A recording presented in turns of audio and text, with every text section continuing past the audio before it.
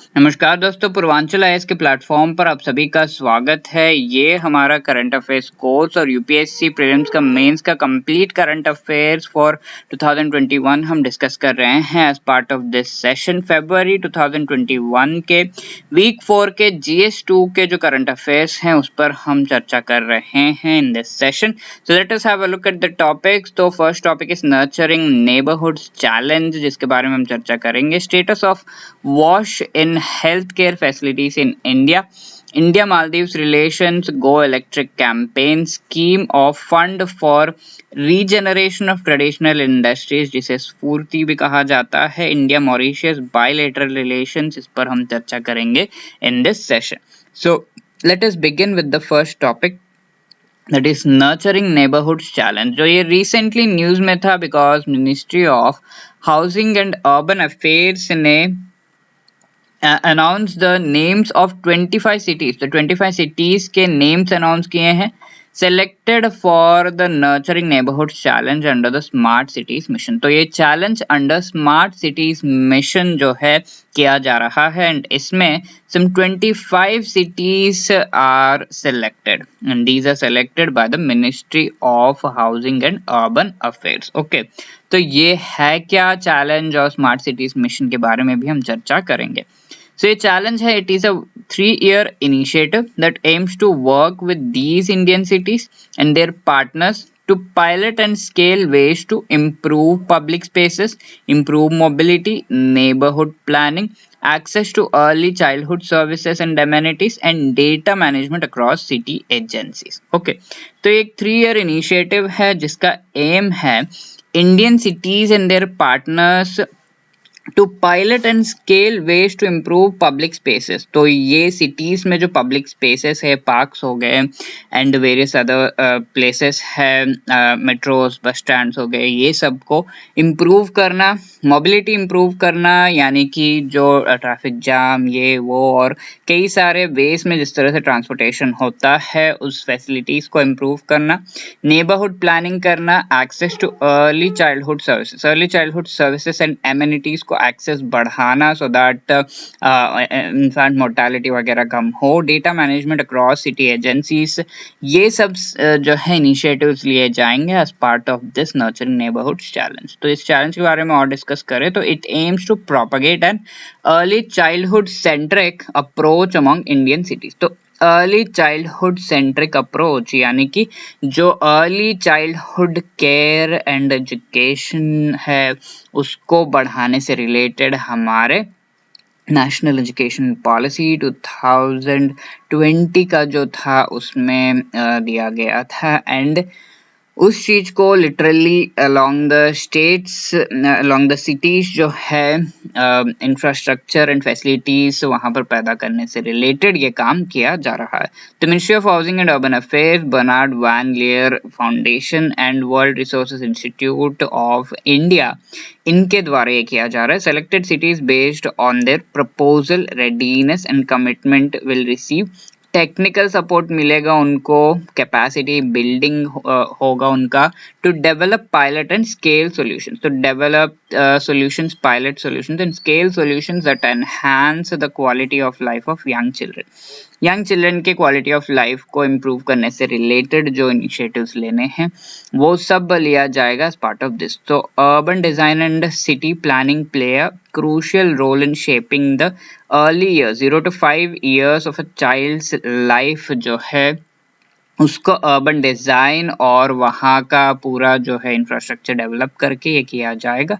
Period most vital for child's long term health. Okay, तो ITCN refers to the infant toddler caregiver friendly neighborhoods framework, तो इसका इस्तेमाल किया जाएगा। It has 5 objectives pertaining to neighborhoods, that is safe, playful, accessible, inclusive and green। इस तरह के neighborhoods होने चाहिए ताकि early childhood जो है development and care हो। Then it promotes, this challenge also promotes inclusive development as it aims to enhance opportunities in urban areas for all vulnerable citizens। Inclusive development का भी ये part है क्योंकि all vulnerable citizens, especially young children को जो है अच्छे से अच्छा इंफ्रास्ट्रक्चर मिले so that their childhood care and education अच्छे से हो पाए, ये चीज ये सुनिश्चित करता है। तो smart cities mission is an innovative initiative under the Ministry of Housing and Urban Affairs to drive economic growth, improve quality of life of people by enabling local development and harnessing technology as a means to create smart outcomes for citizens. तो cities को smart banana with the help of technology and local जो development है उसको enable करना ministry of housing and urban affairs के द्वारा ये किया जा रहा है। Also this mission focuses on sustainable and inclusive development. Okay, sustainable development so that future generations को चीजें मिले, inclusive in the sense every all the vulnerable societies, all the vulnerable citizens are covered under this and they get these facilities in an equitable manner.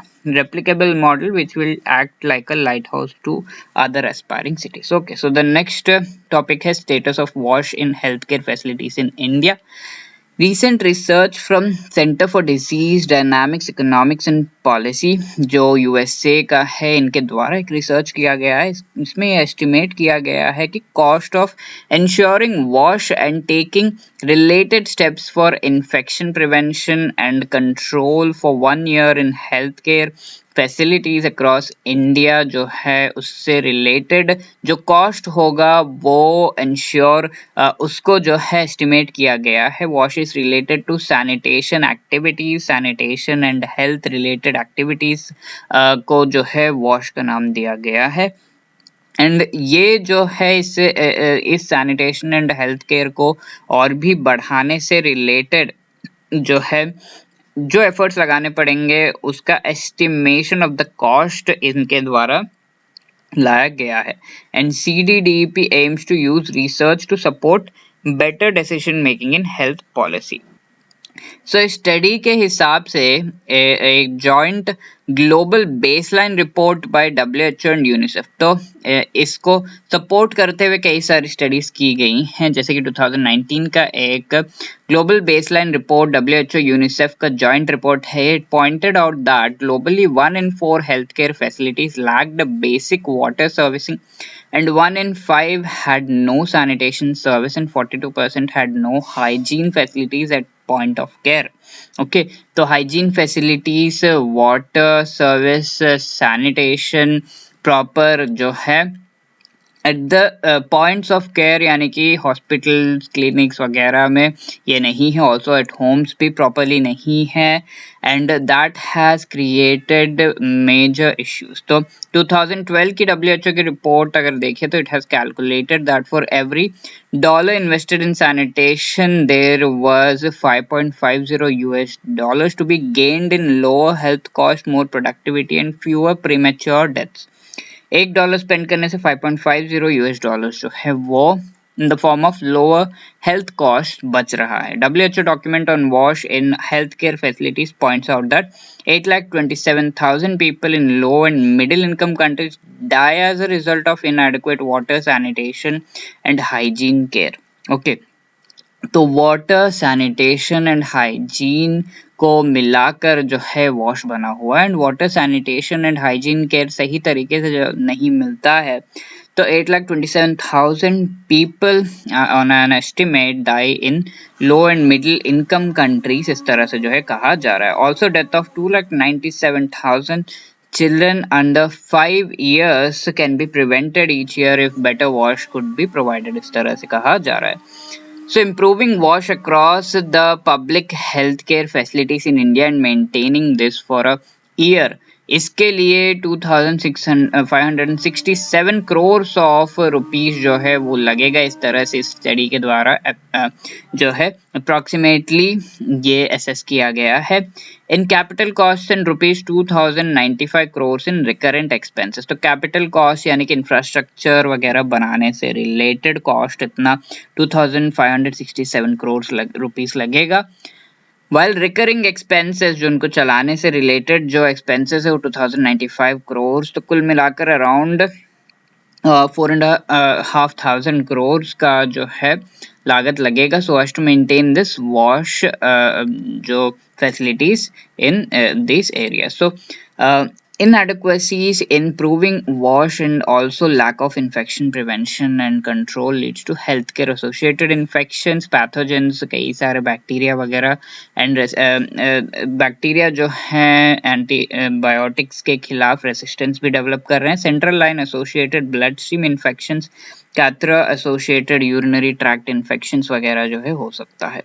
So findings show that addressing gaps in WASH across the Indian healthcare system is not only within the realm of possibility, तो ये possible है in terms of affordability, possible है national health campaigns, but also be combined with other national efforts to address health priorities such as antimicrobial resistance.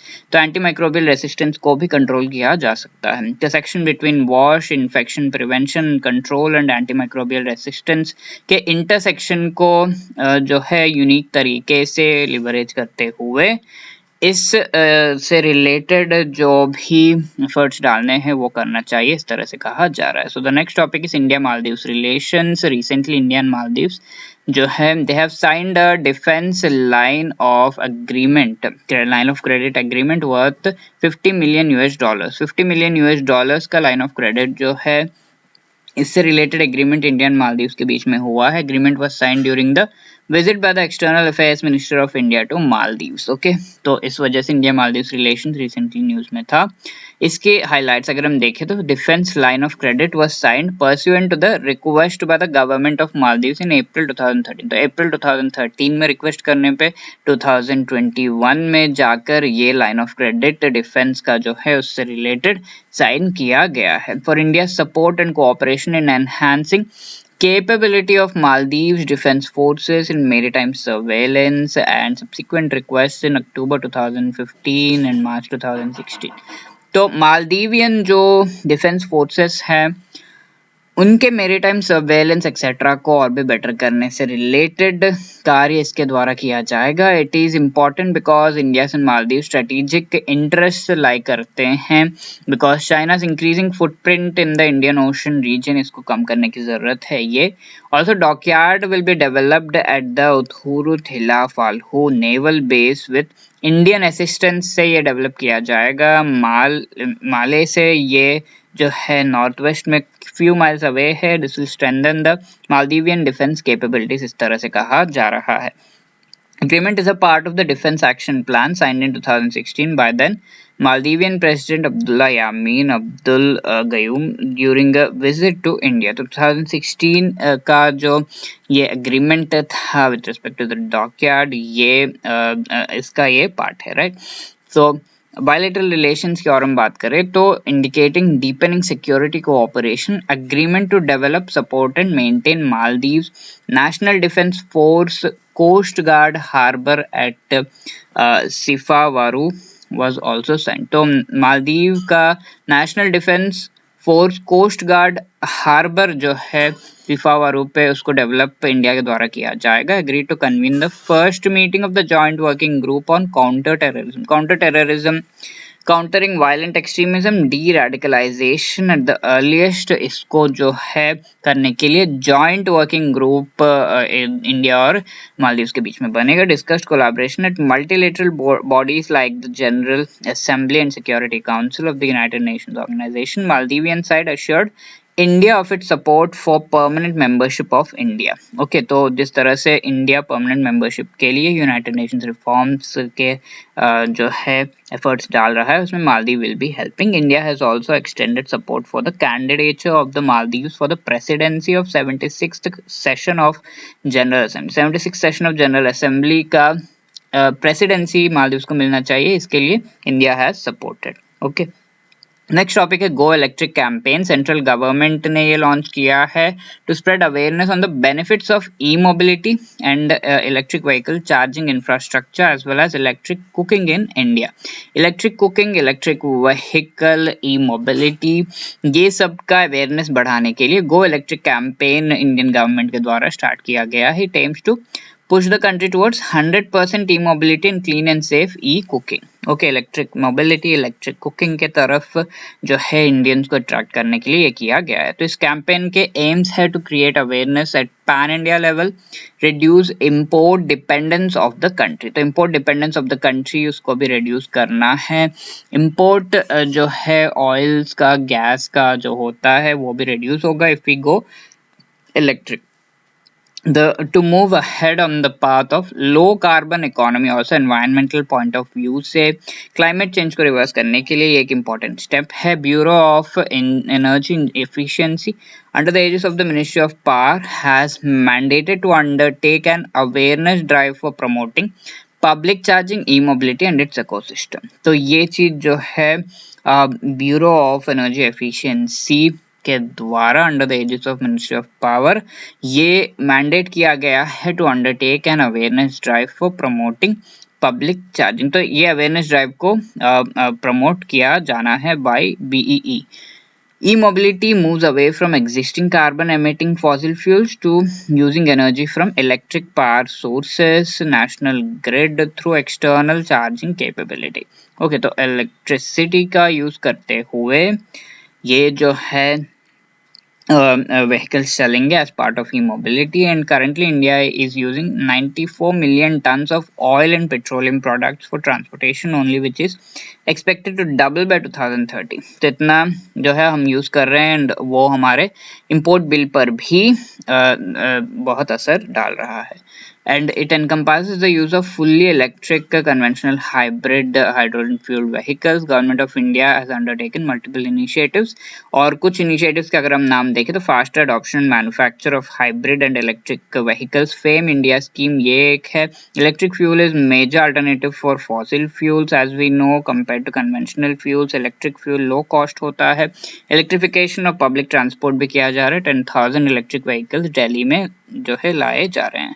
So scheme for fund for regeneration of traditional industries, ये एक important topic है. We'll be discussing about that. This was in the news because Ministry of Micro, Small and Medium Enterprises ने inaugurate किया है 50 artisan based फूर्ति clusters to fund for regeneration of traditional industries. तो traditional industries जिस तरह से they are losing their importance, तो उसको regenerate करने के लिए ये फंड है. तो इसके तहत आर्टिसन बेस्ड स्फूर्ति क्लस्टर्स को बनाया गया है spread over 18 states to provide a boost to MSME sector.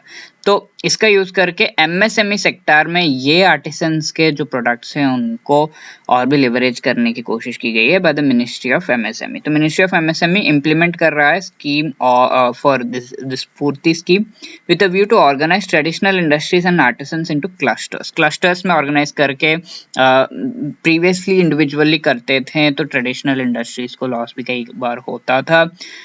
अभी क्लस्टर्स में करेंगे तो लॉस कम होगा and these clusters will also be helping the MSMEs. तो इस स्कीम के तहत 2005 में ये लॉन्च किया गया था with the view to promote cluster development. Khadi village industries commission nodal agency है इसका for promotion of cluster development for khadi as well as village industry products. तो स्फूर्ति क्लस्टर्स 2 टाइप्स के हैं. रेगुलर क्लस्टर 500 पीपल के, गवर्नमेंट असिस्टेंस 2.5 करोड़ के मिलते हैं. Major cluster more than 500 artisans का होता है, गवर्नमेंट असिस्टेंस 5 करोड़ तक का मिलता है.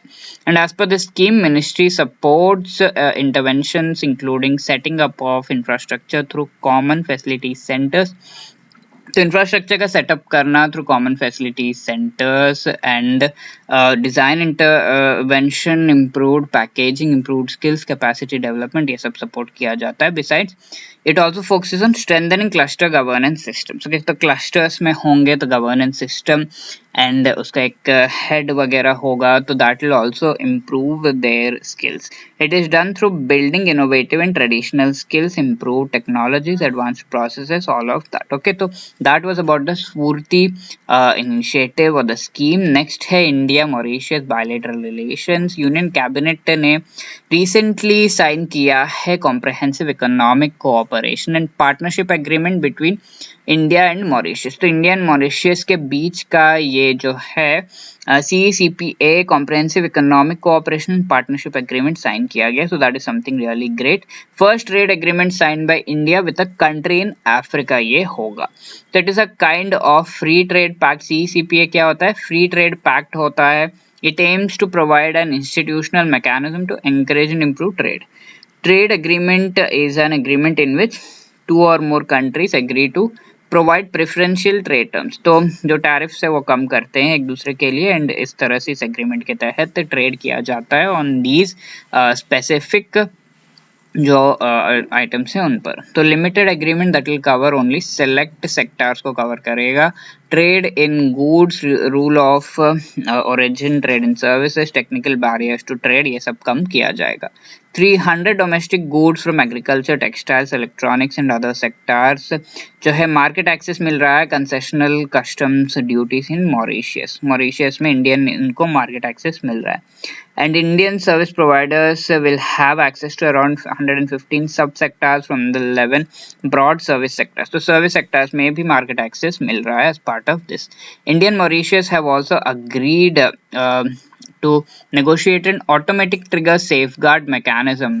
यानी कि ये एक mechanism होगा, tariffs तो अब कम कर रहे हैं पर highly sensitive products जब होंगे within 2 years of signing of the agreement उन पर जो sudden and dramatic increase in export imports अगर होगा तो ये जो है टैरिफ्स को वेरी किया जा सकता है। तो उसे ऑटोमेटिक ट्रिगर सेफगार्ड मैकेनिज्म कहा जाता है। Also talking about the bilateral relations, India had extended special economic package of $353 million to Mauritius 2016 में।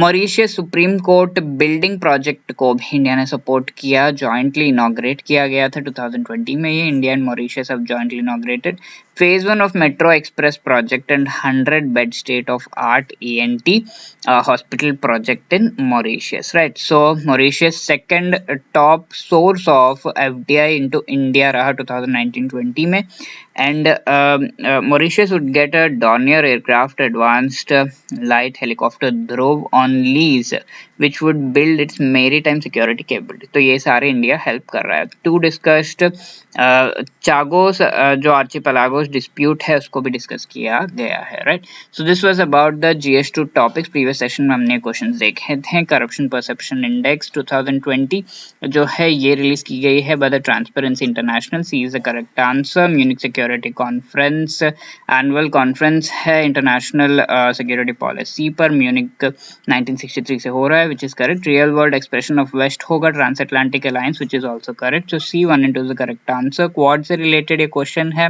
Quadrilateral security dialogue India, US, Japan, Australia के बीच का इंडो पैसिफिक रीजन से रिलेटेड है, which is correct. Shinzo Abe के द्वारा 2007 में ये प्लान लाया गया था, तो that is also correct. Next is Arbitration Conciliation Amendment Bill 2021. It does away with the qualifications of arbitration under this particular act, which is correct. And Amendment 2019 seeks to establish independent body called the Arbitration Council of India. That is also true. 1 and 2 is the correct answer. And here we have discussed the various provisions of the Arbitration Conciliation Amendment Bill 2021. Describe about this bill, and it does away with qualifications and it can grant unconditional stay and arbitration council of India बनाया जा रहा है। Step in the right direction, इस तरह से आप जवाब दे सकते थे। इस सेशन के आपके क्वेश्चन है which of these is correct with respect to India Maldives relations, indicating deepening security cooperation, agreement to develop support and maintain a Maldives national defence force coast guard harbour has been signed, dockyard will be developed to Thuru Thila Falhu Naval Base.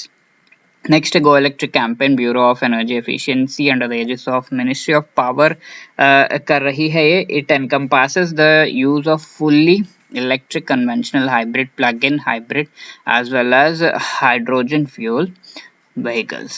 Next है Scheme of Fund for Regeneration of Traditional Industries से related correct statement। Ministry of MSME launch की है इस scheme को 2005 में cluster development के लिए। Khadi KVIC is the nodal agency. Next India Mauritius relation से related, CECPA is the first agreement signed by India with the country in Africa with Mauritius.